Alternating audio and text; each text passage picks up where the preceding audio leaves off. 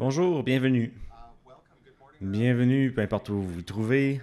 Bon matin, bon après-midi, bienvenue sur ce webinaire sur la santé mentale et la consommation de substances dans les communautés 2SLGBTQ+, au Canada et l'impact de la COVID-19. Mon nom est Ed Mantler, je suis premier vice-président et directeur général des programmes à la CSMC et c'est un honneur pour moi d'être votre modérateur aujourd'hui. J'aimerais d'abord reconnaître que je suis situé à Ottawa. Mon bureau est à Ottawa, qui est un siège non cédé de la nation algonquine Anishinaabe, avec une présence qui remonte à des temps immémoriaux.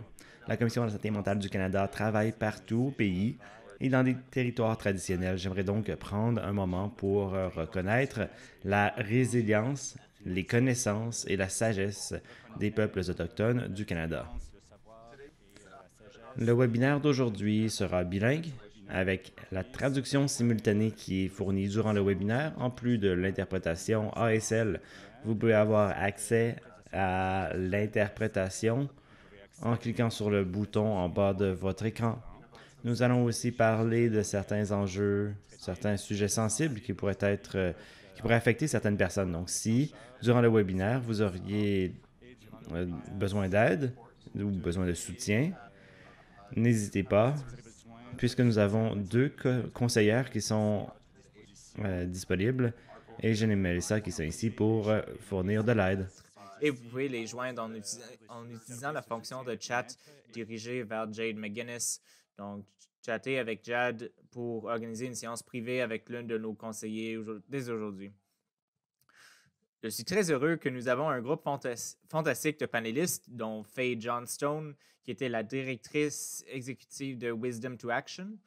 Nous avons aussi Don Malika, Miriam Lecoussi et Al Murmundo, qui sont des membres du Conseil des jeunes et du groupe Hallway de la Commission de la santé mentale du Canada. Ils partageront leurs expériences et leurs expertises sur les besoins en matière de santé mentale et de toxicomanie des jeunes de la communauté 2SLGBTQ+, et sur les moyens d'améliorer le bien-être au sein de ces communautés. Il y aura plusieurs façons d'interagir avec le panel. À la fin, il y aura le temps pour des questions et des réponses. Les membres répondront à vos questions. Donc, si vous avez des questions tout au long du webinaire, utilisez la boîte de questions-réponses en bas de votre écran et nous allons les recueillir tout au long du webinaire pour que les panélistes puissent y répondre à la fin. Vous allez voir aussi au long du webinaire un certain nombre de questions de sondage s'afficher sur votre écran et nous vous demandons de participer en répondant à ces questions de sondage car ces réponses informeront et influenceront la discussion du panel. Donc, nous sommes impatients de commencer le panel, mais avant cela, c'est important d'établir un peu de contexte. Donc, je vais demander à Katharina et Christine de partager avec vous certaines conclusions d'un rapport récemment publié par la Commission de la santé mentale du Canada et le Centre canadien sur les dépendances et l'usage des substances, qui décrit l'impact disproportionné de la pandémie de COVID-19 sur les communautés 2S LGBTQ+, au Canada. Katharina est l'analyste des politiques et de la recherche et travaille avec moi à la Commission de la santé mentale du Canada. Elle est titulaire d'une maîtrise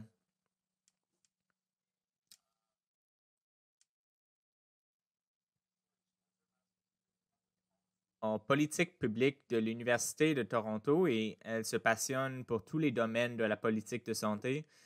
Plus récemment, elle a consacré son temps à la recherche sur les politiques de COVID-19 en se concentrant sur les problèmes auxquels sont confrontées les communautés rurales et éloignées, la main-d'œuvre sans abri et bien sûr les communautés 2SLGBTQ+. Christine est également analyste des politiques et de la recherche. Elle travaille pour le Centre canadien sur les dépendances et l'usage de substances, le CCDUS, où elle travaille depuis l'automne dernier. En plus d'y travailler, elle jongle avec son rôle très actif d'un membre du comité de rédaction du journal de Youth et Adolescence. Elle est professeure à temps partiel à l'Université d'Ottawa où elle enseigne les méthodes quantitatives en psychologie sociale et du développement. Christine est titulaire d'un baccalauréat spécialisé en psychologie avec une mineure en statistique et un doctorat en psychologie expérimentale. Tous les deux obtenu de l'Université d'Ottawa. Donc, c'est avec un grand plaisir que je cède la parole à Christine et Katharina. Merci beaucoup, Ed. Je vais partager. Bonjour, je suis Katharina. Je vais partager mes diapositives maintenant et j'ai ma collègue qui est présente avec moi aujourd'hui, Christine. Nous allons présenter certaines des conclusions d'un rapport publié pendant le mois de la fierté qui met l'accent sur la santé mentale et la consommation de substances pendant la COVID-19 pour les communautés 2S LGBTQ+. Je vais parler en anglais et ma collègue Christine s'exprimera en français. Donc, si vous souhaitez, vous pouvez activer la traduction pour entendre la traduction anglaise du français pendant le webinaire en cliquant sur le bouton sur votre écran. Donc, il s'agit du 6e rapport d'une série publiée par la CSMC et le CCDUS au cours des 2 dernières années.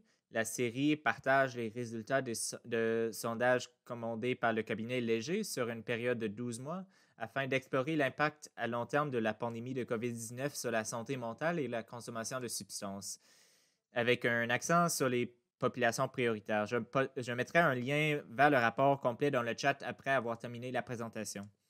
Il s'agit donc du rapport 7, publié 11 juin, qui porte sur la santé mentale et l'abus de substances pendant la COVID pour les communautés 2S LGBTQ+.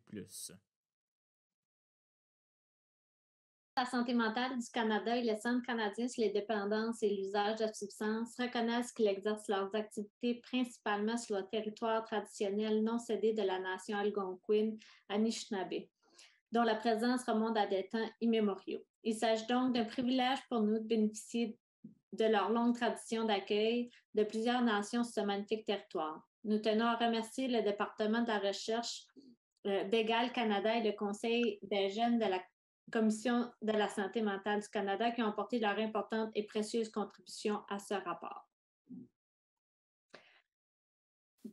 Donc, depuis octobre 2020, la Commission de la santé mentale du Canada et le Centre canadien sur les dépendances et l'usage de substances se sont penchés sur la relation entre la santé mentale et l'usage de substances à l'aide d'une série de sondages bimensuels. Plusieurs agents stressants tels que la crainte d'attraper le virus, les sentiments d'isolement et de désespoir, les soucis financiers, l'insécurité d'emploi et le traumatisme de perdre un être cher, pour n'en nommer que quelques-uns, ont entraîné des répercussions pour chacun de nous. Les effets de ces agents stressants sont cependant pas égaux pour tout le monde. Entre autres, les communautés 2SLGBTQ+, ont été affectées de manière disproportionnée par la pandémie en raison de l'augmentation des inéquités sociales, politiques et économiques. Bien que plusieurs enquêtes aient été menées pour évaluer les répercussions de la pandémie sur les communautés 2SLGBTQ+, les données spécifiques sur ces effets sur la santé mentale et l'usage de substances ne sont toujours pas suffisantes, d'où vient l'idée de cette étude spécifique dont on vous parle aujourd'hui. Donc, je vais vous parler un peu de la méthodologie. Parfait. Donc, les données ont été recueillies à 7 moments différents allant du mois d'octobre 2020 au mois de septembre 2021. Les données sont présentées en fonction de l'appartenance ou non à la communauté 2SLGBTQ+.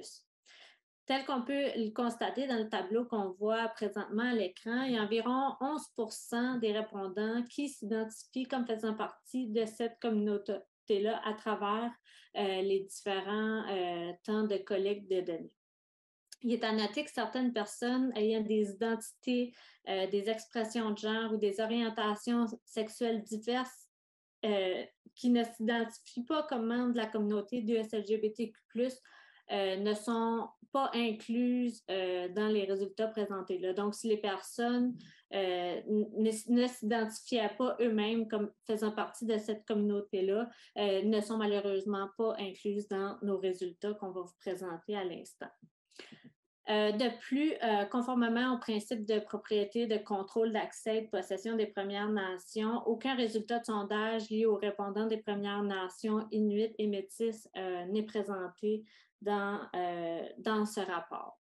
Il est également important de noter que la taille de l'échantillon des répondants 2SLGBTQ+, à faible revenu, ethno-racialisés et aînés est très limitée et les données des différentes périodes de collection ont dû être regroupées pour ces analyses-là parce que l'échantillon, dans le fond, était trop petit. Donc, je redonne la parole à Katharina pour vous expliquer les résultats plus en détail de ce rapport.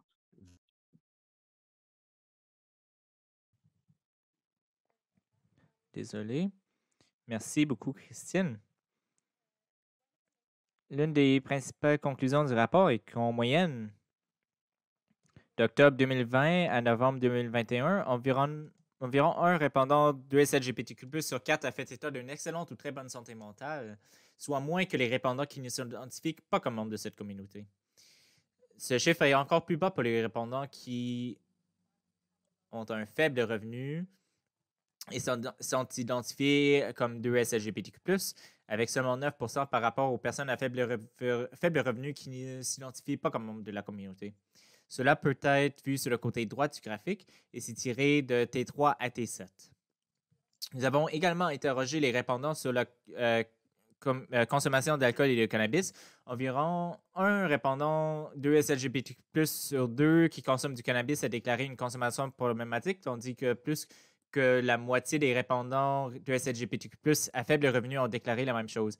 La consommation problématique est un mode de consommation qui peut nuire à la santé et à la sécurité d'une personne et qui augmente le risque d'autres problèmes liés à la consommation.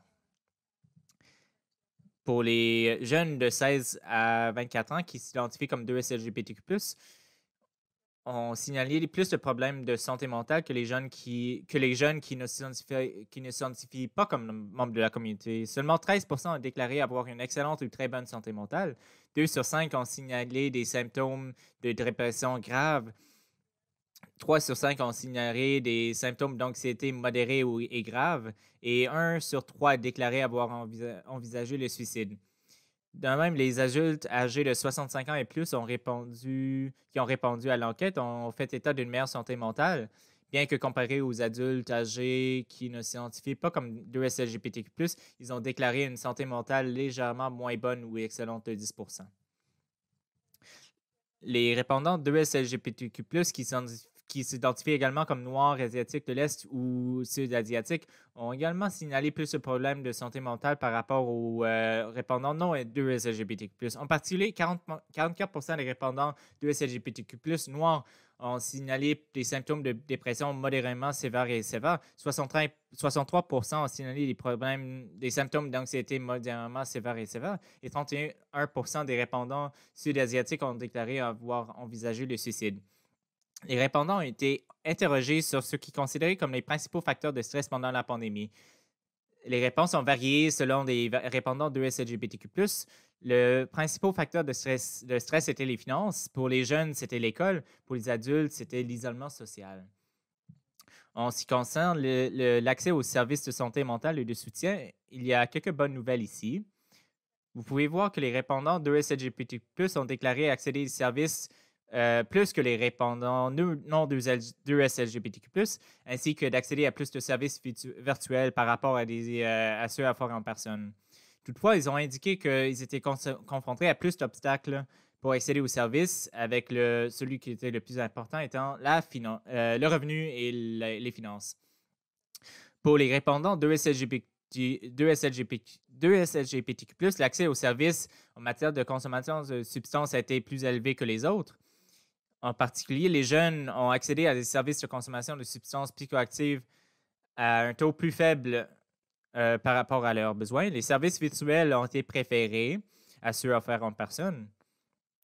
Toutefois, par rapport au taux d'accès aux services et au soutien en matière de santé mentale, les services et le soutien en matière de consommation de substances sont moins importants.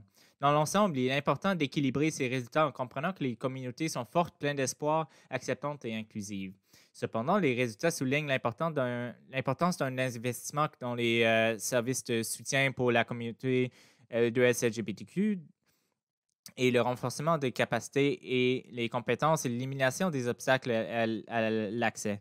Merci, nos coordonnées sont ici et si vous souhaitez nous poser des questions après le webinaire, n'hésitez pas.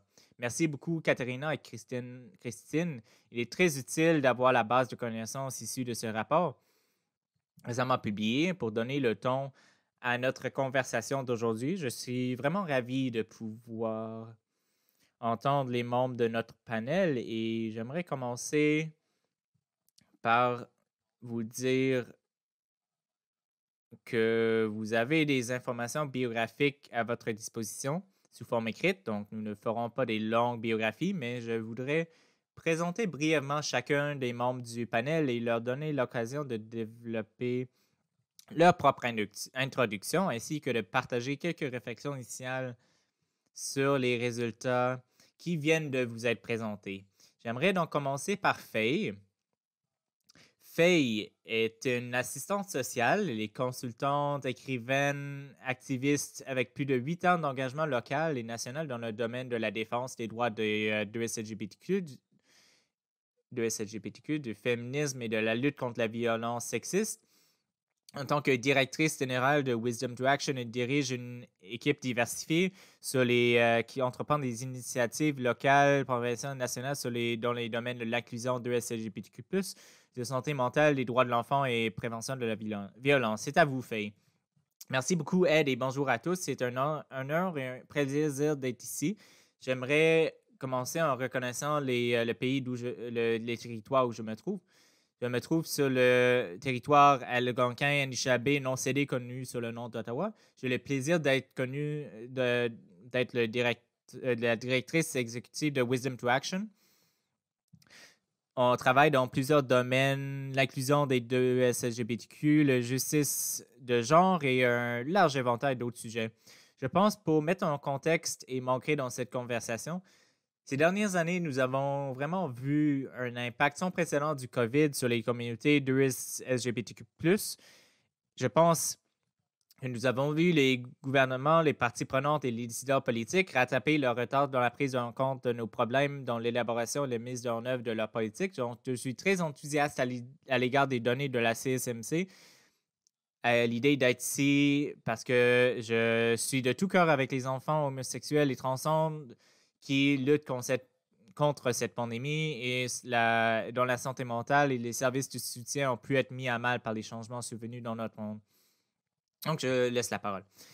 Super, merci beaucoup. C'est un plaisir pour moi de présenter Don. Il a déménagé au Canada en tant que réfugié du Zimbabwe et il a collaboré avec des groupes méritant l'équité dans le développement de programmes et politiques dans la recherche communautaire. Il aide également les organisations à démanteler le racisme et l'oppression systémique et à reconstruire les cultures de bien-être et à établir une responsabilité mutuelle. Don a travaillé avec diverses organisations et possède une expérience supplémentaire dans l'intervention et les conseils en matière de santé mentale. Don. Bonjour à tous. Merci de me recevoir.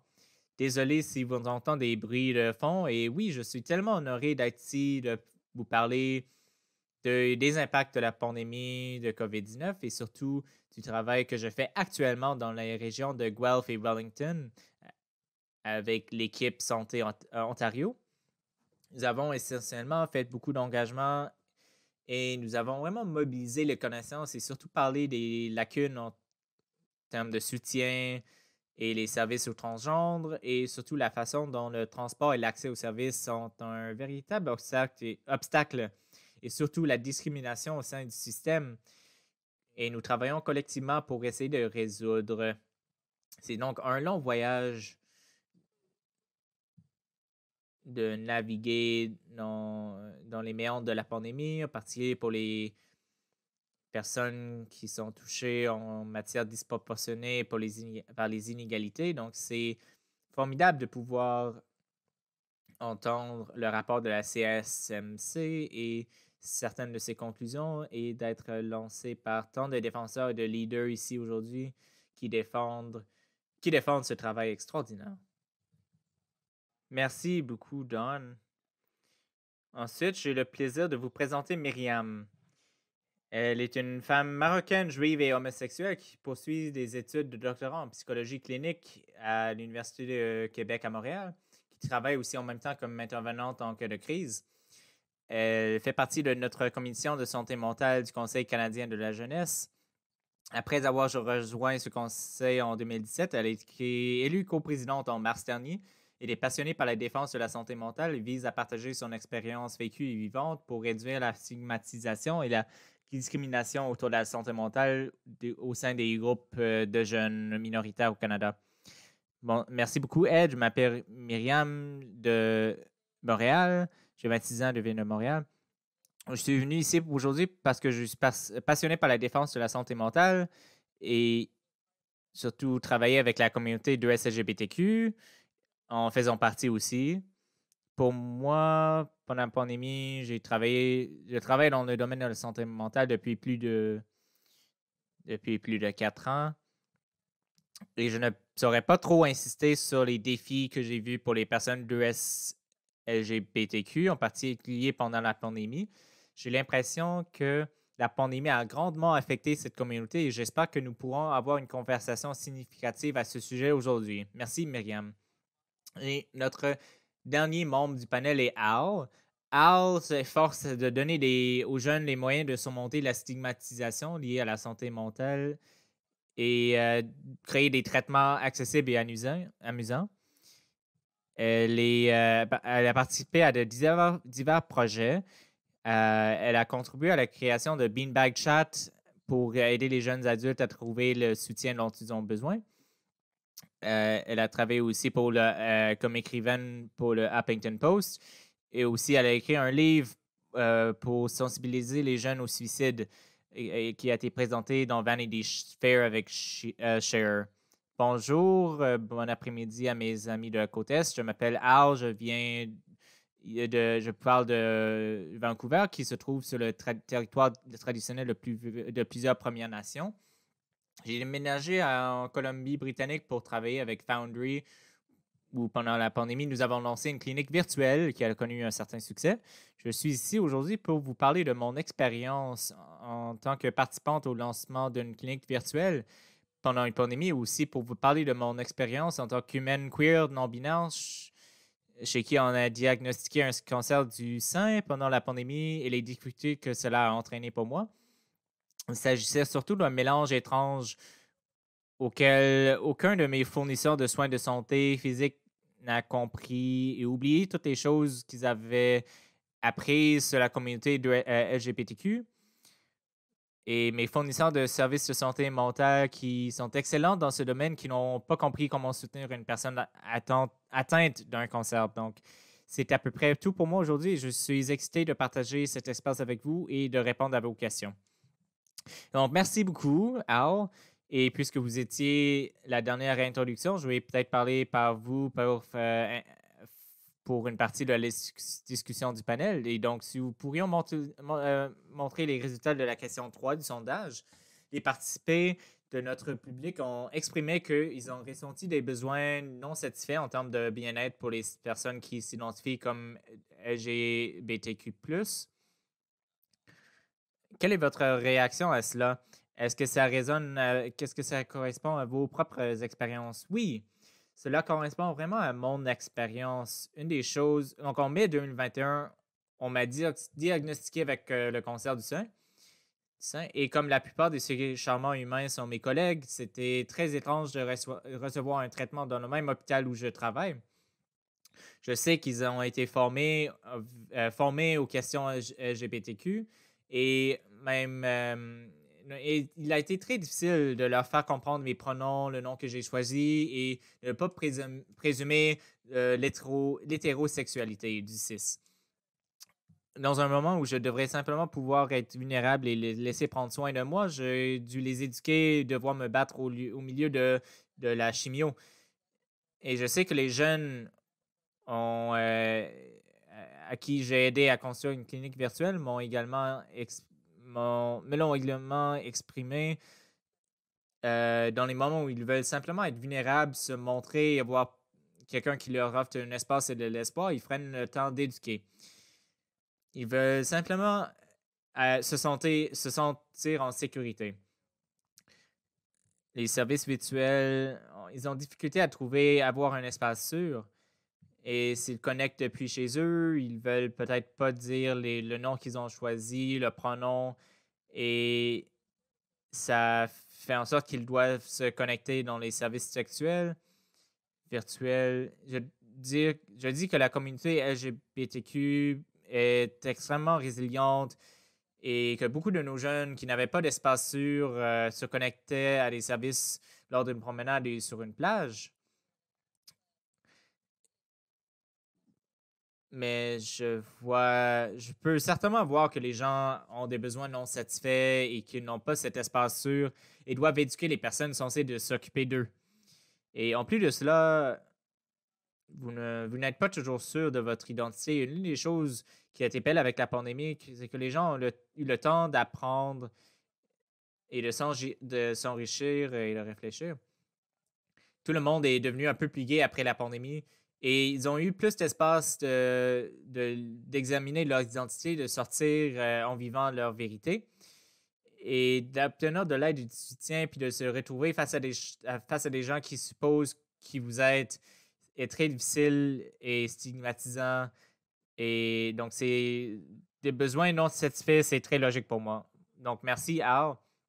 Ma propre expérience en tant qu'homme homosexuel ayant déménagé plusieurs fois à l'autre bout du pays, c'est difficile de trouver un médecin de famille avec lequel je me sentais à l'aise et qui connaissait mes problèmes particuliers. Donc, avoir accès à des services de santé mentale adaptés à la culture de la communauté de SLGBTQ doit être encore plus difficile. Votre réaction à cette réponse de l'auditoire concernant les besoins non satisfaits, Don? Oui, en termes de besoins non satisfaits également avec nos expériences dans la communauté, il y a tellement de conversations autour de ce que Al disait avec l'utilisation abusée de pronoms et beaucoup de non-morts et manque de cohérence ont besoin non et beaucoup de besoins non satisfaits en termes de services nécessaires, en particulier pour le soutien à la santé mentale. Plusieurs d'entre nous dans la communauté ont parlé de risques de cette stigmatisation accrue, notamment en termes de manque de ressources.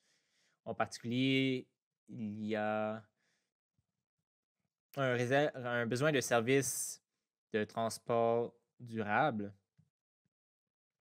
Nous essayons donc d'établir une clinique pour les transgenres dans la région et cela dépend en grande partie du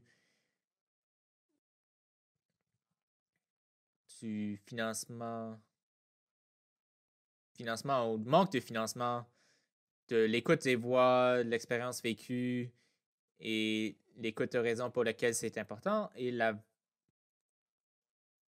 volonté d'avoir, comme vous l'avez dit, aide des médecins qui font ce travail, comprennent, mais cela prend tellement de temps d'apprentissage et de ce que Al a mentionné, c'est beaucoup demandé aux gens qui se présentent quand vous vous présentez à un rendez-vous que vous devez éduquer,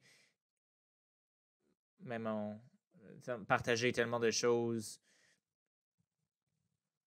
même en répondant à des questions que les gens sont mal à l'aise et vous mettent mal à l'aise avec la façon dont vous posez des questions, la façon dont on vous traite différemment.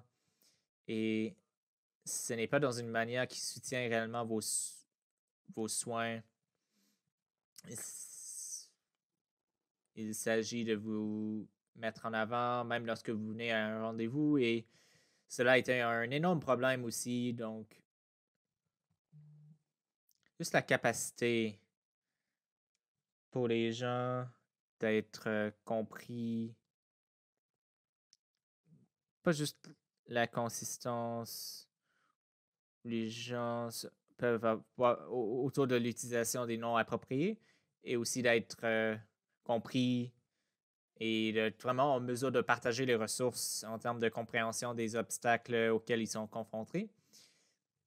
Ça crée une dynamique où beaucoup de services ont été limités ou mis en attente. Par exemple, la communauté est confrontée à de nombreux obstacles en ce qui concerne la dépistage des IST qui a été interrompu et il y a beaucoup de malentendus sur l'importance de ces mesures et sur la nécessité de s'y concentrer dès maintenant, ainsi que les conséquences d'une nouvelle pandémie ou une nouvelle vague qui nous obligeait à aller en confinement.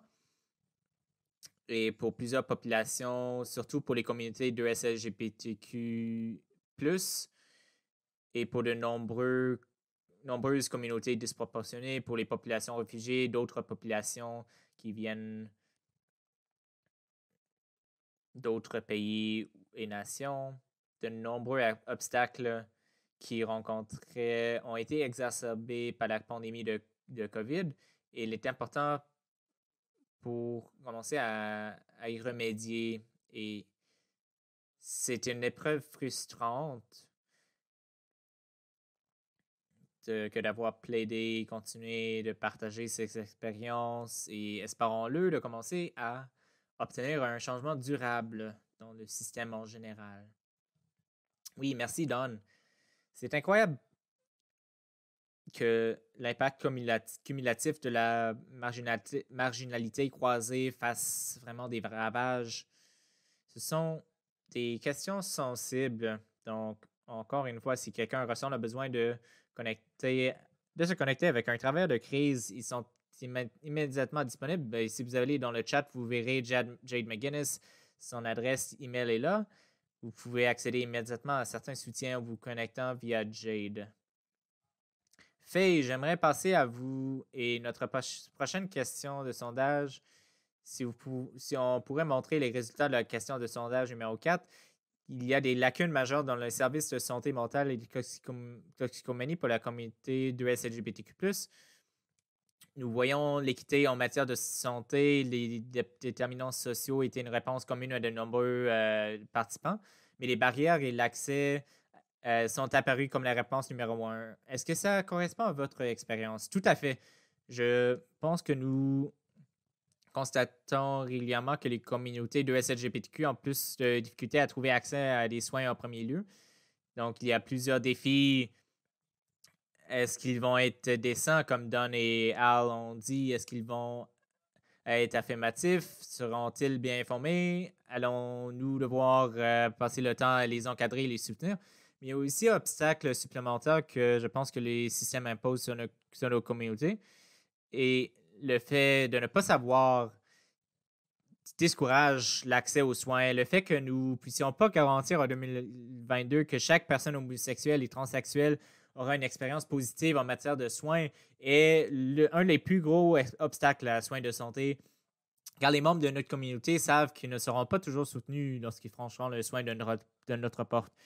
Oui, un énorme défi. J'étais un peu encouragé par l'ouverture de nouvelles cliniques la semaine dernière à Toronto. La HQ Toronto, Clinique Toronto. C'est un concept intéressant. On combine une clinique de santé sexuelle avec des services de santé mentale. Et elle a ouvert ses portes la semaine dernière. Et la connaissance de la clinique a été par bouche à oreille, mais n'a pas été commercialisée fortement. Et j'ai déjà parlé au directeur de la clinique hier et déjà, ils sont presque submergés par le volume de demandes de santé mentale. Les gens qui viennent pour obtenir un soutien de santé mentale bien au-delà de leur attente. Donc, je pense que c'est révélateur de la situation. Désolé, vas-y, Faye. Je pense qu'on a vu les systèmes pour les personnes homosexuelles et transsexuelles pendant la pandémie reçoivent plus de personnes qui passent à travers la porte et disent « Je suis en crise, je fais face au stress, l'anxiété, la dépression ou détresse émotionnelle. » Pour plusieurs d'entre nous ont été enfermés pendant 2 ans. C'est une autre chose à vivre de nouveau son identité émotionnelle et transgenre dans les espaces publics. Donc, l'idée persistante que nos secteurs sont différents de l'un de l'autre les services homosexuels, transsexuels vivent ici, l'un est plus important que l'autre et l'un n'est pas plus important que l'autre. Et je pense que le partenariat entre les deux est important. Et c'est comme ça que nous commencerons à résoudre nos problèmes d'accès. Ils peuvent combler cette confiance et être un canal d'accès à une communauté qui trop souvent n'est pas reflétée dans les services de santé mentale. Merci pour cela qu'on fait et je pense que nous y reviendrons également plus tard dans la discussion. Mais Myriam, j'aimerais avoir vos pensées dans cette question. Oui, sans doute.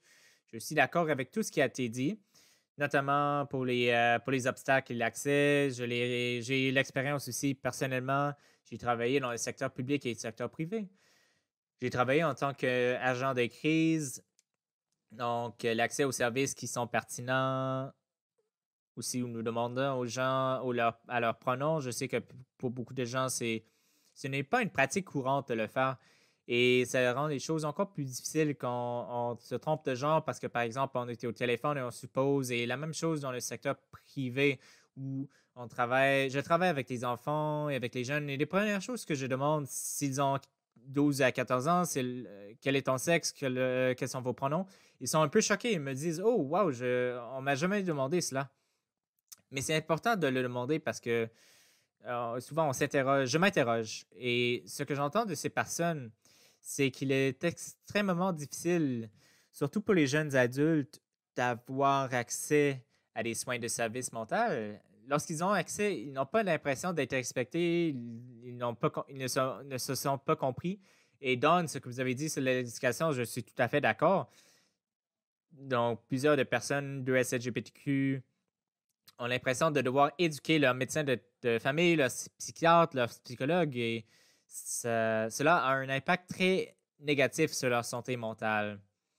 Je pense aussi qu'il était difficile, surtout depuis le début de la pandémie, c'est le manque d'espace sûr et de l'espace inclusif, non seulement dans les sessions où ils ont accès, mais on parle des personnes aussi qui ne sont pas dans un espace sûr, dans un environnement familial sûr. Et c'est difficile de parler sur Zoom, de parler des enjeux. Peut-être on ne veut pas que nos parents entendent parler de ces enjeux ou de quiconque se trouve à la maison. Mais je me rappelle personnellement, lorsque je m'interrogeais sur ma sexualité, j'allais dans les clubs et je vivais ces interactions sociales avec les gens qui sont maintenant disponibles en ligne.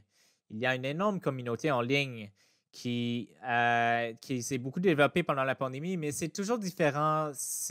Beaucoup de gens ont ressenti cet isolement et n'ont pas eu le soutien social. Et encore une fois, la recherche le montre, lorsque nous parlons de la prévention du suicide pour la communauté de SLGBTQ, un des principaux facteurs de protection est le soutien social et communautaire. Et j'ai l'impression que ça a vraiment manqué depuis le début de la pandémie. Oui, merci pour cela. Notre prochaine question est quels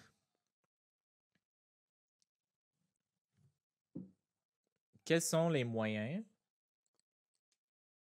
les plus efficaces? Que pouvons-nous faire pour avoir un impact plus efficace et améliorer le bien-être des communautés de LGBTQ+,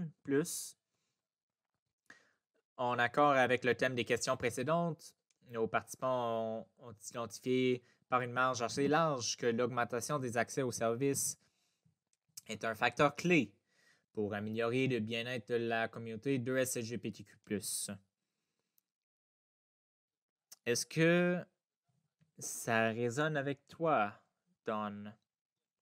Oui, c'est le cas. Je pense également qu'il faut que les soutiens sont dirigés et animés par les personnes de la communauté. Nous avons entendu plusieurs fois que les groupes de soutien ont été un moyen important pour les gens de partager leurs expériences. Comme le disait Myriam, la communauté et les liens sont si importants. Ils sont souvent négligés. Et le fait d'être capable de combler ces lacunes, surtout avec le soutien par les pairs dans le cadre du travail, est vraiment crucial, surtout quand les gens vivent et regardent leur parcours Et je pense c'est la façon dont il est vraiment important que ces espaces puissent être construits pour qu'il y ait plus d'invitations pour les gens de pouvoir le faire d'une manière qu'ils se sentent confortables et aussi de ne pas seulement. Il s'agit de construire votre propre sentiment de confort et votre sentiment de confiance en vous et d'être dans un endroit où vous sentez que les communautés construisent la confiance et aussi de savoir comment ces services construisent la capacité en eux-mêmes. Parce qu'il y a tendance à avoir beaucoup d'épuisement parce que il doit y avoir plus de postes comme ça où les gens sont capables de créer ces espaces et d'être capables de les financer aussi. Très bien, merci Don. Myriam, ton avis? Oui, je suis d'accord définitivement. Je crois que toutes les choses sont extrêmement importantes pour avoir un impact efficace et amélioré le bien-être des 2S LGBTQ. Le bien-être des 2S LGBTQ. Souvent, en psychologie, on utilise une lentille très individualiste pour expliquer la santé mentale, la dépression, l'anxiété sont causées par un manque d'estime de soi, souvent. Et j'ai l'impression que nous omettons souvent de voir la situation dans son ensemble, comme le manque de logement adéquat ou le soutien social et communautaire, comme Don le disait, les espaces sûrs et inclusifs, ou les politiques décoloniales qui peuvent vraiment avoir un impact sur la santé mentale d'une personne. Je dis souvent que si quelqu'un se bat contre la dépression et nous pouvons lui offrir autant de compétences et d'outils que possible, et la dépression est causée par un manque d'accès à un logement convenable, par exemple, ou le fait de vivre dans un environnement dangereux. Tant que nous ne travaillons pas à changer cela, la dépression restera. Ça peut être, nous pouvons offrir de l'aide, mais il y a un autre monde que nous devons aborder. Je pense aussi aux politiques qui sont encore très discriminatoires. Au Québec, ils voulaient passer un projet de loi, la loi 2, qui pouvait exiger qu'une personne subisse une chirurgie de genre s'il souhaitait changer son genre inscrit sur son certificat de naissance. Et je pense que ce genre de politique renforce vraiment l'oppression, les discriminations auxquelles les gens sont confrontés. Et l'un de mes clients est venu me dire à quel point il était choqué de voir qu'en 2022, il y a encore des décideurs qui essaient de mettre en œuvre et de revenir en arrière. Et il m'a dit à quel point ça avait un impact sur les pensées suicidaires et sur son espoir d'en avenir. Et c'est quelque chose pour moi qui doit être abordé et construire des politiques qui sont inclusives et respectueuses plutôt que le contraire. Oui, merci beaucoup, Myriam.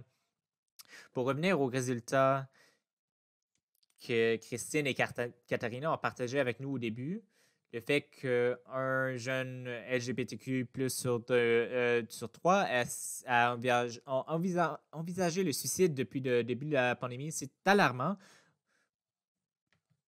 Mais donc, je pense que c'est important de rendre publiques ces statistiques parce qu'elles peuvent influencer les décideurs politiques pour prêter plus d'attention à ces questions. Et on pourrait influencer les décideurs politiques et éliminer une partie de cette discrimination. Et j'aimerais aussi ajouter, je pense, en termes de ce que nous voyons dans ces poules, j'ai l'impression que souvent nous catégorisons les personnes à base d'une identité, mais nous voyons, et dans les sondages aussi, on le voit, des gens ont des identités intersectionnelles, donc ils peuvent être queer et noirs, et cela façonne le risque de suicide différemment. J'ai l'impression que nous manquons vraiment de recherche à ce sujet pour comprendre quels sont les risques et les facteurs de protection, comment l'expérience vécue, l'expérience de vie des personnes qui ne rentrent pas dans une des cases spécifiques est affecter et comment nous pouvons changer les choses et faire mieux. Oui, vous commencez vraiment à toucher à ce que nos participants de notre audience ont voté comme le facteur numéro 2 de cette question de ce sondage. Donc, selon les soins des déterminants sociaux de la santé, surtout pour le bien-être des membres de la communauté de LGBTQ, portant une attention à l'amélioration des déterminants de la santé. Pouvez-vous nous dire ce que vous en pensez? Je pense ma recherche est sur l'intersectionnalité et la prévention du suicide et je cherche à voir comment les personnes qui ont 2 ou plusieurs de ces identités, comment ça façonne leur vécu, leur expérience de vie. Donc, ce que je veux dire par là, au lieu d'examiner de façon individuelle, comment leur vie est affectée par les gens qui les entourent ou même simplement en marchant dans la vie, je pense plutôt à une approche écosystémique où j'examine tous les niveaux, le niveau macro, mezzo ou même écouter ce que nous voyons. Je ne sais pas si vous êtes au courant, mais lorsque les tombes non marquées ont été découvertes, nous avons vu plusieurs communautés autochtones ont été affectées par cela. Et si on regarde les personnes du LGBTQ au sein de ces communautés, nous avons constaté que le risque de suicide était encore plus élevé.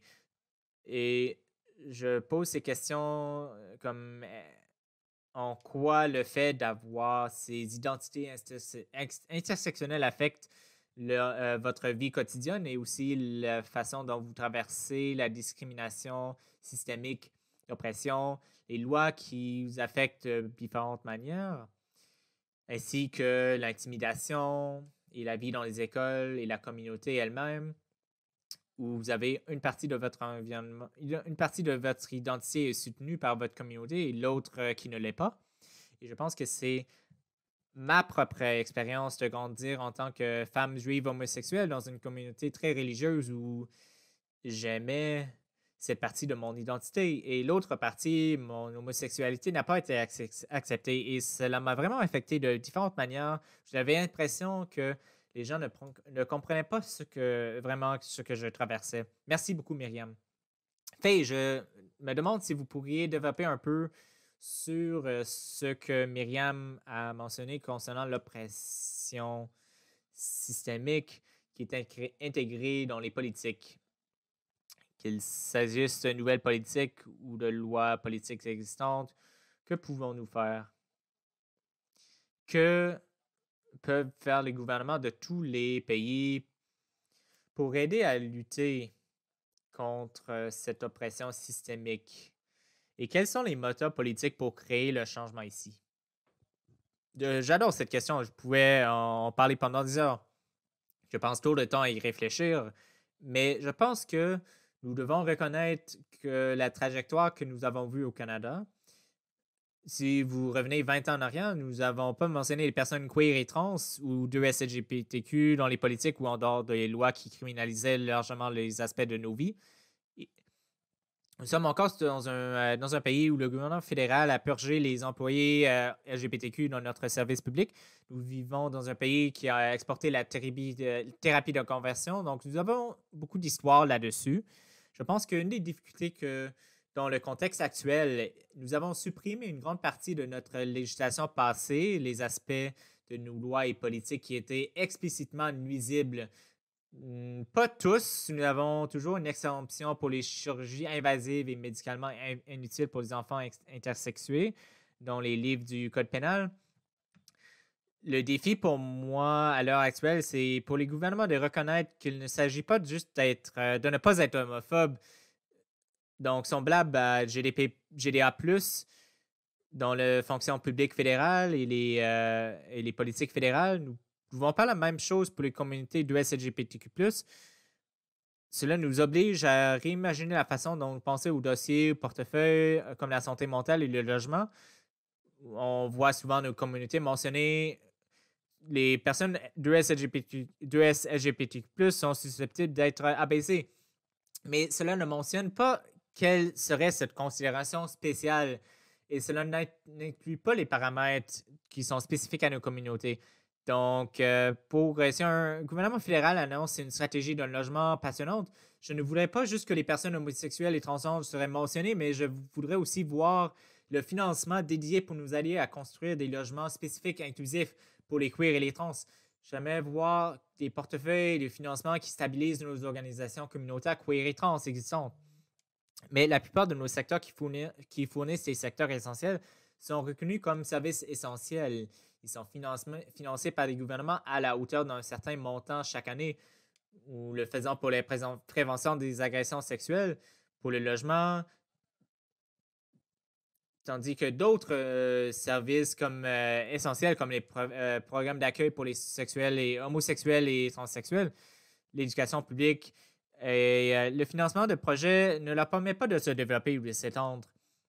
Donc, nous avons un manque de données, nous avons des gouvernements qui nous mentionnent, mais ne mettent pas vraiment de leadership ou de ressources derrière ce qu'ils font. Et ça m'inquiète en ce moment que la COVID-19 frappe durement de ces communautés. Nous voyons une rhétorique anti-2S-LGBTQ dans le monde entier. Les États-Unis adoptent une législation après législation pour restreindre les droits des enfants trans. On voit la même chose au Royaume-Uni. Donc, je m'inquiète que les gouvernements n'ouvrent pas leurs yeux sur l'ampleur de la crise. En tant que secteur, nous ne répondons pas toujours aux problèmes spécifiques des homosexuels et des transsexuels. Nous devons soutenir les communautés, mais nous ne nommons pas toujours, nous ne poussons pas des investissements particuliers dans les communautés particulières. Oui, il faut développer les services de santé mentale et aussi avoir des services ciblés et particuliers pour les personnes queer et trans. Et c'est le plus court exposé que je puisse faire ce que le gouvernement pourrait faire en matière de santé mentale des gays et trans. Donc, avant de passer la parole à Al, j'aimerais rappeler à tous nos participants que nos panélistes seront heureux de répondre à vos questions. Donc, vous pouvez utiliser la fonction Q&A au bas de votre écran afin que nous puissions présenter ces questions aux panélistes. Donc, l'un des points positifs de la COVID est qu'il a sensibilisé les problèmes de santé mentale en général. Ça fait partie de la conversation des Canadiens comme jamais auparavant. Il y a maintenant des investissements dans la santé mentale de la part des employeurs, des écoles, de nos gouvernements provinciaux et fédéraux. Donc, ce sont toutes ces bonnes nouvelles. Mais où est-ce que cet investissement serait le plus efficace? Dans quel type de programme ou de service nos employeurs, nos écoles, nos établissements postsecondaires, nos gouvernements fédéraux, provinciaux, territoriaux devraient-ils investir afin d'avoir un impact réel et améliorer le bien-être de la santé de cette communauté? Excellente question. Je pense que d'après mon expérience personnelle et professionnelle, je veux vraiment voir des investissements dans l'intersectionnalité, je pense. Donc, de parlant de ma propre expérience, donc, quand j'ai commencé mon parcours de cancer, j'avais des prestataires de services thérapeutes qui pensaient que j'étais une femme hétéro de 65 ans et j'avais des soutiens LGBTQ qui me disaient que je devais être reconnaissante parce que je pouvais avoir une chirurgie supérieure gratuite. Et personne ne savait comment me soutenir dans ces deux domaines. Et les personnes qui savaient comment faire ont été l'une des victimes de la COVID, dont le programme a été fermé pour de nombreuses raisons dont tu parlais, et d'autres personnes qui ont vécu des fonds pour le projet et qui ont été redistribués aux efforts de la COVID. Et tout d'un coup, j'étais là avec deux personnes qui n'étaient pas géniales et ce n'était pas personne qui me comprenait. Et je pense que pour moi, je veux vraiment voir des soutiens en termes de santé mentale et physique se développer pour les personnes LGBTQ, ne soit pas une sorte de ségrégation dans un coin qui savent comment vous soutenir si vous avez des difficultés avec votre identité. Et d'avoir cette éducation dans chacun de nos fournisseurs de services et que les gens sachent comment soutenir quelqu'un pendant son voyage. C'était très décevant que quelque chose aussi commun que le cancer du sein, personne ne savait comment soutenir une personne non-binaire qui traversait cette expérience. En tant que travailleuse de la santé, j'ai un immense privilège privilège médical et je sais comment plaider, de me battre, mais pas tout le monde ne devrait le faire. Et la chimio vous détruit et d'avoir en même temps à se battre pour que les gens utilisent le bon nom, pour utiliser les bons pronoms, c'était vraiment difficile. Je veux vraiment voir les gens, et je sais que d'autres personnes ont la même expérience avec le logement. Il n'y a personne pour les aider avec le logement ou l'emploi, et je pense que nous n'arrivons pas à soutenir les gens dans les choses qu'ils vivent au quotidien. Je pense que nous faisons un excellent travail à déstigmatiser les problèmes de santé mentale. On fait un excellent travail à déstigmatiser le fait d'appartenir à la communauté LGBTQ. Mais de soutenir les personnes dans leur vie quotidienne, les choses qui leur arrivent, je pense que le système est défaillant et nous devons investir dans ce domaine et le soutenir. Et la prochaine fois qu'une pandémie se produira, ça montre à quoi les gens se tiennent et le fait qu'ils ont supprimé une grande partie du soutien aux LGBTQ pour soutenir les efforts de COVID-19. Et laisser les gens sans défense a été difficile pour moi. Merci d'avoir partagé votre expérience. Je pense que ce que vous avez dit sur l'intersectionnalité est très importante. La partie de la clé est de s'assurer que les personnes peuvent recevoir les soins et leur soutien en tant que personne entière et de matière holistique. La communauté de LGBTQ+, fait face à plusieurs épidémies et pandémies. Nous n'avons pas seulement le COVID, mais aussi la VIH est une préoccupation consistante. Nous avons une crise d'opioïdes, aussi une crise de crystal meth. Et on voit les résultats maintenant d'une crise de santé mentale, une épidémie émergente de la variole du singe. Tous ces multiples facteurs de santé, sans parler des déterminants de santé tels que le logement et l'éducation,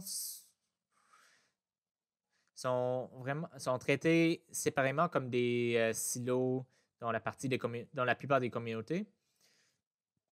C'est un défi d'obtenir cette approche holistique de la personne dans son ensemble pour répondre à ses besoins de santé. Donc, je vous invite à faire des commentaires à Al ou à n'importe quel des panélistes d'intervenir si vous souhaitez. Oui, j'ai l'expérience de la lutte contre un problème de santé et d'avoir accès aux services, mais je connais tellement de gens qui ont des antécédents différents, qui font partie de la communauté bipolaire, qui ont des couches et des couches sur cela que nous faisons. Il faut voir des personnes qui ont des personnes à part entière et travailler ensemble et ne pas être si cloisonnés que pour recevoir des services, vous devez choisir de 3 silos différents et de ne pas avoir une bonne expérience. Et c'est vraiment important. Je pense nous devons concevoir cela avec les personnes ayant une expérience vécue et répondre à leurs besoins. En tant que travailleur de la santé, je peux dire que je pense souvent à priorité aux besoins des médecins, les infirmières et nous ne pensons pas à ce que c'est d'être un client et cela doit changer. Et pour construire les systèmes qui donnent la priorité aux clients, les prestataires de services de santé sont importants, mais c'est aussi leur travail et nous ne payons pas les clients pour qu'ils accèdent aux services. Donc, vous avez mentionné plusieurs des crises qui sont sur le radar des communautés de LGBTQ+, en ce moment. Ce qui m'inquiète, j'ai souvent le rôle de sonner l'alarme du genre « Oh, on doit payer attention, répondre aux crises d'homophobie, transphobie ». Mais ce qui m'inquiète, c'est que les gens ne voient que l'état actuel des choses et ne s'imaginent que le statu quo va continuer à être correct. Je tiens vraiment à souligner que je n'ai jamais été aussi inquiet qu'en ce moment. Dans mes 8 à 10 ans de défense des droits des homosexuels et transgenres, il y a vraiment de problèmes cumulés. Vous avez la variole du singe. Le secteur est terrifié par ce que la variole du singe signifie pour nous. On pourrait revenir à l'idée, à un retour de la rhétorique homophobe autour du VIH. Et nous n'avons toujours pas abordé la crise du VIH et j'espère que les gens reconnaissent que ce n'est pas business comme les affaires comme normal Et il n'y a pas un meilleur moment pour le secteur de santé mentale dans son ensemble et les gouvernements défenseurs des droits pour réexaminer leur engagement sur les questions liées aux homosexuels et transsexuels. Et les études et les données que nous recueillons en ce moment sur la santé mentale des homosexuels et transsexuels seront encore plus mauvaises dans les 4 ans qu'aujourd'hui. Et nous pourrions commencer à voir un déclin des données sur la santé de la population qui n'ont jamais été bonnes en premier lieu. Merci beaucoup, Faye et Al, d'avoir répondu à cette question difficile. Avant de poursuivre, j'aimerais m'assurer que Myriam et Don ont également l'occasion de partager leurs idées sur cet investissement. Ou est-ce que les organisations, les employeurs, les éducateurs, les gouvernements peuvent-ils faire cet investissement le plus judicieusement possible afin d'améliorer le bien-être des membres de cette communauté? Don. Merci, Ed. Oui, en termes d'investissement, il est vraiment crucial, comme Faye l'a mentionné. Il est temps que nous nous concentrions sur ce qui sera l'effet dans 2 ans, 3 ans pour que les facteurs socio-économiques composés aient un impact. Et donc, où pouvons-nous commencer ces investissements? Où devons-nous faire ces investissements dans les services actuels? Les communautés 2S LGBTQ, les services communautaires 2S LGBTQ+, et qui sont en cours de développement. Et bien sûr, lorsque nous disons que cet investissement est important, nous devons également tenir compte de la crise du suicide et l'épidémie de suicide qui se produit. Nous devons également tenir compte du fait qu'il n'y a pas assez de services adaptés. Et donc, lorsque nous examinons les différentes populations, quelles ressources et différentes lacunes avons-nous? Jusqu'à présent, nous avons par exemple des lignes d'assistance et des centres d'appel pour les personnes homosexuelles qui sont dans la tranche des jeunes. Et au-delà de cela, nous n'avons pas grand-chose. Donc, il y a beaucoup de lacunes, plusieurs lacunes en termes de personnes qui sont considérées comme vieillissantes, qu'elles atteignent l'âge de 18 ans ou qu'elles ne sont pas plus considérées comme des jeunes. Nous avons beaucoup de facteurs et surtout dans les tranches d'âge, à mesure que les gens vieillissent, il y a moins en moins de ressources et de soutien. Et encore une fois, comme les gens ont parlé de facteurs socio-économiques, d'augmentation des prix du logement et de manque d'espace sûr pour se rencontrer et se mobiliser. Nous avons donc vraiment besoin de cet investissement en termes de renforcement des capacités et aussi de considérer les choses d'un point de vue systémique afin de résoudre les obstacles systémiques. Nous devons vraiment nous pencher sur les lacunes et sur la manière dont nous pouvons commencer à nous mobiliser et mieux nous engager auprès des communautés. Parce que je pense que cela a toujours été un grand obstacle pour que les choses soient faites pour les communautés plutôt que par les communautés. Et je pense qu'il faut un changement, un énorme changement de paradigme à cet égard, parce que lorsque les gens essaient de parler au nom des communautés et faire des choses au nom des communautés, il est clair que l'autonomisation des communautés et les leaders qui font déjà ce travail, qu'ils obtiennent l'investissement dont ils ont besoin pour continuer à s'autonomiser et avoir de plus en plus de leaders. Il y a tant de leaders et d'initiatives qui existent et qu'ils ont la bonne confiance, les bonnes connexions et les bonnes solutions. Mais ils ne sont pas engagés et ne reçoivent pas les ressources adéquates. Merci, Don, Myriam, à vous. Oui, je suis d'accord à 100% avec ce que tu dis, Don. Je pense que nous sommes à un point où Nous savons que les personnes ayant une expérience vécue et vivante, il est non seulement important d'entendre ce qu'elles ont à dire, mais aussi de les impliquer dans la construction de nouvelles communautés et de nouveaux services.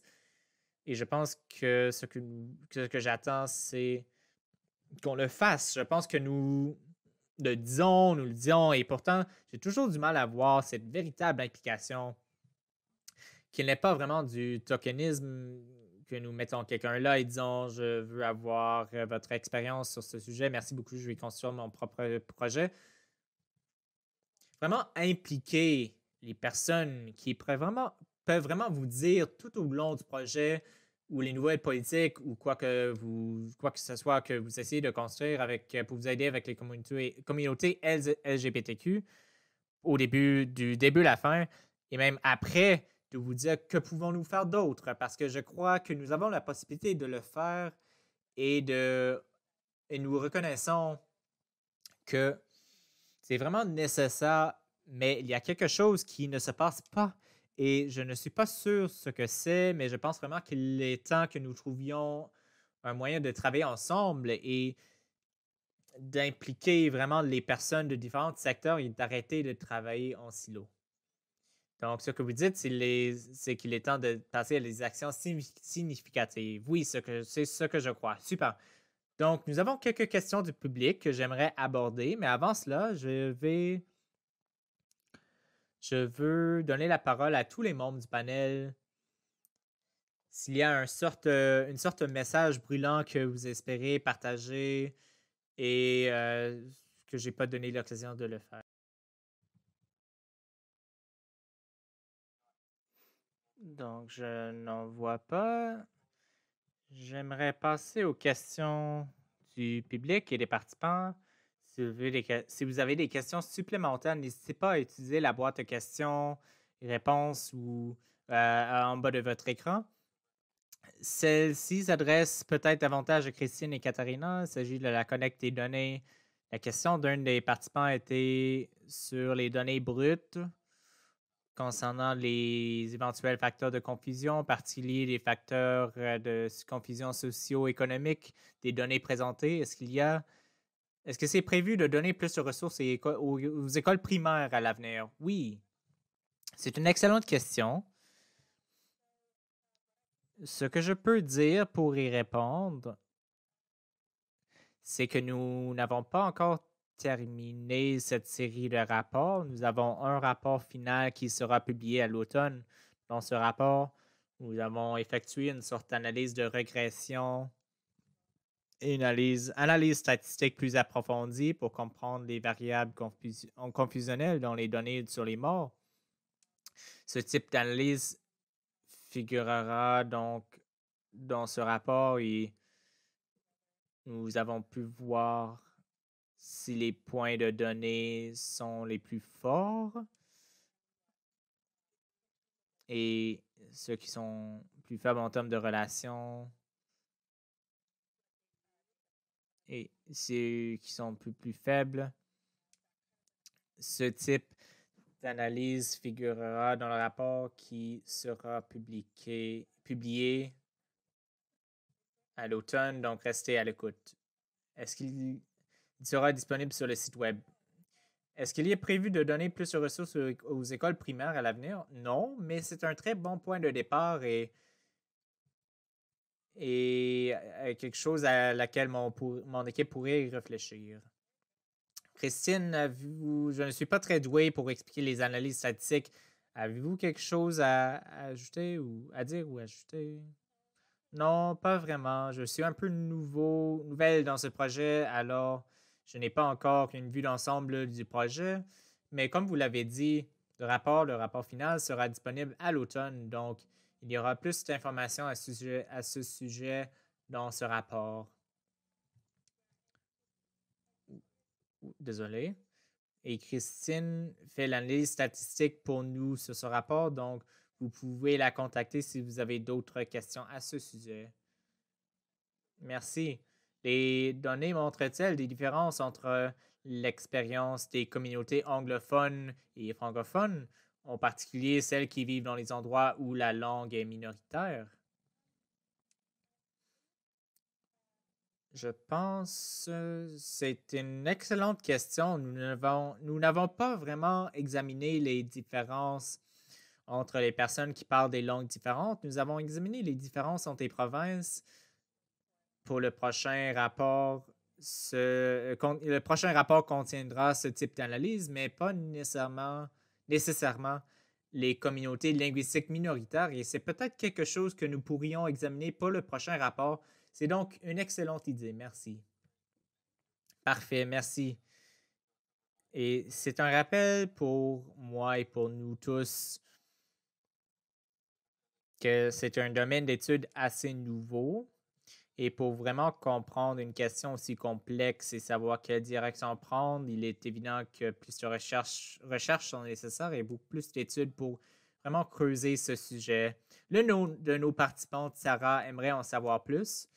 Et donc, pour nos panélistes, pouvez-vous nous suggérer des lectures, des livres ou de très bonnes ressources vers lesquelles les membres du public pourraient se tourner pour en savoir plus sur ces questions? Je vois vous hocher la tête, Faye. Oui, regardez les étagères de livres derrière moi. Prenez une capture d'écran et allez à votre bibliothèque. J'aime avoir une grande collection de livres sur les queers et trans, mais quelques livres que je recommande. Transgender History de Susan Stryker donne un compte rendu phénoménal et très négligé de l'histoire des trans aux États-Unis et un peu au Royaume-Uni avec l'évolution du niveau mondial. Pour les parents et les partenaires de personnes trans, je recommande le Trans Partner Handbook. Il a été écrit par une personne trans à propos de son partenaire qui a fait son coming out et aborde un grand nombre de sentiments, de vibrations, de vibes et de problèmes pratiques que les personnes peuvent rencontrer et tenir la main des gens à travers les émotions. Sinon, Fierce Femmes et Notorious Liars de Kai Chang-Tom est le premier livre que j'ai lu lorsque j'ai fait mon coming out. Mais donc, ce n'est pas pour les jeunes ados, mais c'est pour les ados plus âgés et de la meilleure façon qui soit. Donc, je vais céder la parole à d'autres personnes. Je ne vois pas d'autres personnes qui se lancent. Donc, s'il y a des ressources que vous aimeriez partager, il serait très pratique de les afficher dans le chat pour que les participants puissent accéder à un lien ou rechercher eux-mêmes. Nous avons une question de Deborah et je vais prendre un peu les libertés avec la question et la développer un peu. Il s'agit de quelque chose que Faye a mentionné plus tôt, à savoir ce qui semble être une régression des droits LGBTQ et de l'inclusion sociale dans certaines parties du monde. Et Deborah fait spécifiquement référence au projet de loi aux États-Unis, Don't Say Gay aux États-Unis. Et je pense aux événements actuels dans la boîte de nuit LGBTQ au Danemark. Et étant donné que les nouvelles du monde entier sont si disponibles au Canada et que les questions sont discutées souvent sur les médias sociaux, quel est, selon vous, l'effet de ces activités qui se produisent dans d'autres pays? Quel est l'effet sur les membres de la communauté 2S LGBTQ ici au Canada? Don, avez-vous des idées à ce sujet? Oui, je pense qu'à tout moment, il y a un impact, surtout dans un pays voisinant, surtout sur les personnes qui subissent déjà tant de discrimination et d'harcèlement. Je pense qu'à travers le monde, car ces incidents continuent et créent cette façon dont nous devons vraiment nous concentrer sur la SSPT complexe et aussi le stress des minorités qui n'est pas assez soutenu. Et je ne pense donc que nous n'ayons pas suffisamment de conversations où nous réunissons, même pour Alice, afin de comprendre mieux comment soutenir ces conversations sur comment avoir ces conversations dans les lieux de travail, les écoles, centres communautaires, parce que nous voyons dans des cas qui affectent tant d'autres personnes, mais lorsqu'il s'agit d'incidents qui touchent deux communautés de SLGBTQ+, nous ne voyons pas autant de moyens par lesquels la société comprend le mal qui est fait et les moyens d'y faire face et de la combattre et de traiter, en particulier dans les écoles. Dans les écoles, c'est un point de départ et d'apprentissage important. Je pense que c'est une grande lacune que nous constatons et nous avons vraiment besoin de créer plus de ressources pour les gens afin de mieux comprendre comment avoir ces dialogues et ces conversations et de maintenir un espace pour les gens parce que je pense aussi bien, si un mal est fait et les gens ne disent rien, ce silence crée encore plus de mal. Très bien, merci Don. J'aimerais passer à Al et voir si elle a quelque chose à ajouter. Une des choses qui est vraie à propos de la communauté LGBTQ, quand j'ai fait mon coming out en tant que non-binaire, qu'elle ne connaît pas de frontières. C'est une communauté en ligne où je me sentais en sécurité. Et c'est différent pour tout le monde, mais ces genres de choses, ce n'est pas l'équipe soignante ou même mes collègues qui disent qu'est-ce que je peux faire. C'est troublant, mais ce n'est pas canadien. Ma communauté ne connaît pas de frontières. Les gens à qui cela arrive sont mes amis. Et le fait que mes collègues qui sont des professionnels de la santé mentale ne comprennent pas que tant de personnes se sentent en sécurité en s'engageant d'abord dans les communautés en ligne, en essayé de nouveaux noms, de nouveaux pronoms où ils se sentent en sécurité, puis en voyant arriver à des personnes avec lesquelles ils sont vraiment connectés, elles savent en quelque sorte le pouvoir que cela a. Et ils font aussi, les Canadiens font souvent cela quand ils voient les Américains, mais ça arrive aussi, cela pourrait jamais arriver aussi, mais je vois plusieurs de mes amis et familles en Amérique qui ont dit que ça ne me pouvait pas arriver ici. Donc, nous devons protéger nos communautés et continuer à plaider et nous battre pour que cela n'arrive pas ailleurs. Et nous devons valider le traumatisme que les gens vivent et leurs amis et avoir une communauté mondiale pour vivre ces choses. Et je veux juste dire une chose à propos des questions précédentes sur les livres. Je ne suis pas une grande lectrice, mais une des choses qui m'a vraiment aidé pour devenir une meilleure alliée d'autres communautés, c'est de diversifier mes médias sociaux et fil de discussion sur les médias sociaux et m'assurer de suivre des activistes et des personnes non-binaires et transgenres sur les médias sociaux, s'assurer que de voir leur contenu, ce qu'ils publient, et c'est l'information que vous voyez sur une base régulière. Cela aide vraiment. Ils ont toujours d'excellentes recommandations pour ce qui doit être partagé, mais j'aimerais rappeler que beaucoup de personnes n'ont pas d'espace sûr dans leur communauté. La communauté LGBTQ peut être très présente en ligne. Et la question de la frontière n'est pas un problème pour ces personnes. Les amis, leurs partenaires, leurs proches, et on devrait leur répondre comme tel. Super, merci Al. Une autre question de notre public, et je pense, Katerina, vous êtes bien placée pour y répondre, étant donné que vous avez dirigé les rapports sur les communautés rurales et éloignées. La personne de Quinn fait référence aux statistiques recueillies par ce projet et porte spécifiquement sur les zones rurales. Les petites communautés où les jeunes ont des difficultés, notamment en matière de santé mentale, santé physique et d'autres problèmes qui touchent les groupes minoritaires dans les petites villes. Et il y a donc une certaine intersectionnalité entre ces rapports et celui sur les régions rurales et éloignées sur lesquelles vous avez travaillé. Oui, merci beaucoup, Quinn, d'avoir posé cette question. Nous avons également recueilli des données sur les zones rurales.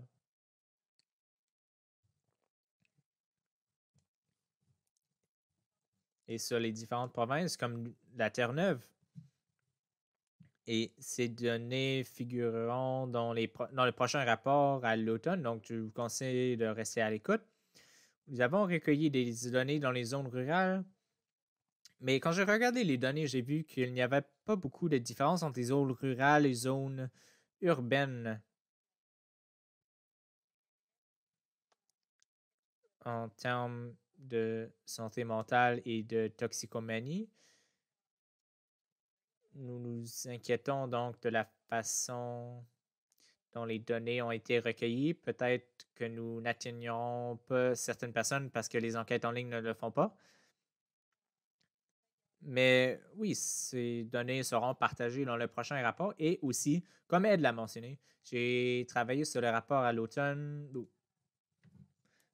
dernier qui a été publié sur les communautés rurales et éloignées, la santé mentale et la santé de substance. Je peux aussi le mettre dans le chat. C'est aussi disponible dans le site web et j'ai travaillé avec Roots of Hope à Terre-Neuve et donc une partie de leur collaboration se trouve également dans le rapport. Et puis, nous avons fait un webinaire avec Roots of Hope à Terre-Neuve au printemps que je peux peut-être trouver le lien et le partager aussi. Très bien, merci. Et c'est étonnant de voir à quelle vitesse le temps passe. Ça nous amène à la fin du temps qui nous était parti aujourd'hui. Je sais qu'il peut y avoir des questions supplémentaires et vous avez nos coordonnées. Donc, si vous, en tant que participant, avez des questions brûlantes ou souhaitez obtenir d'autres liens vers de l'information, veuillez communiquer avec nous à la Commission de la santé mentale du Canada ou au Centre canadien sur les dépendances et l'usage des substances. Nous serons en mesure de vous fournir certaines ressources disponibles. Ça a été un webinaire et conversation très intéressant. Si vous n'avez pas encore eu le temps de consulter le rapport complet, il a été publié plus tôt aujourd'hui. Il est maintenant disponible sur notre site web. Jetez-y un coup d'œil. Le rapport nous indique ce que vous avez entendu aujourd'hui, à savoir que les membres de la communauté LGBTQ2+, sont plus touchés de manière disproportionnée par la COVID-19 et les symptômes d'anxiété, la dépression, les pensées suicidaires que la population générale. Plusieurs Canadiens ont été touchés par la COVID, leur santé mentale et la consommation de substances. Les groupes marginalisés ont tendance à être plus touchés dans la communauté des deux SLGBTQ+. C'est alarmant de constater qu'un jeune sur 3 de la communauté LGBTQ2+, âgé de 16 à 24 ans, a envisagé le suicide depuis le début de la pandémie. Et notre santé mentale est liée à notre santé en matière de consommation de substances. Et environ un répondant LGBTQ+, sur 3 qui consomme de l'alcool a déclaré qu'il ne consomme plus d'alcool à un taux 50% plus élevé que la population générale. Et peut-être là où nous pouvons intervenir le plus, c'est en sachant que les participants d'ES-LGBTQ+, ont déclaré avoir beaucoup plus de difficultés à accéder à des services efficaces de soutien que d'autres. Et dans plusieurs cas, les finances ont été signalées comme le principal obstacle à l'accès aux services. Les implications pour nous sont multiples.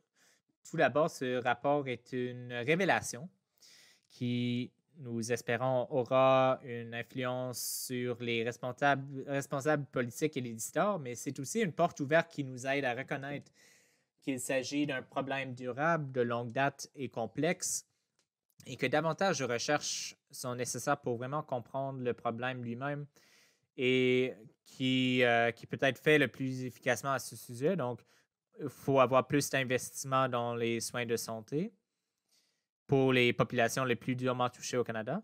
Les résultats soulignent l'importance de créer et rendre accessibles les environnements culturellement sûrs et les pratiques culturellement sûres dans les services de toxicomanie et de santé mentale pour cette communauté. Elle souligne l'importance de traiter les gens comme des êtres à part entière avec des soins holistiques qui tiennent compte de la santé physique, la santé mentale, la santé liée à la consommation de substances. Et elle souligne également la nécessité de renforcer les capacités, non seulement avec les nouvelles nouveaux services LGBTQ+,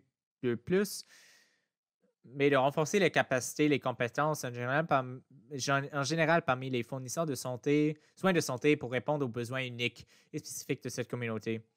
J'espère que vous avez trouvé cela aussi intéressant et instructif que moi. Nous avons passé 80 minutes merveilleuses à écouter nos panélistes très compétents. Et je vous remercie beaucoup de vous être porté volontaire pour partager votre expertise et raconter vos histoires. Je sais qu'il est parfois difficile de raconter ces histoires et de revivre l'oppression à laquelle vous avez été confronté. Mais il est utile et significatif pour nous de pouvoir apprendre de vos expériences. Donc, Al, Faye, Dawn et Myriam, mon incroyable reconnaissance et l'honneur de pouvoir travailler régulièrement avec tous ces panélistes. Et je suis très reconnaissante du temps et de l'expertise qu'ils partagent avec moi. Et à Katharina et Christine, merci beaucoup, non seulement pour le travail que vous avez accompli, pour ce rapport vraiment important, mais aussi de l'avoir présenté de manière très concise et éloquente. Et j'ai vraiment hâte d'en savoir plus et j'attends avec impatience ce prochain rapport à l'automne et qui peut-être nous donnera un peu plus d'informations. Et à vous tous, merci de votre participation.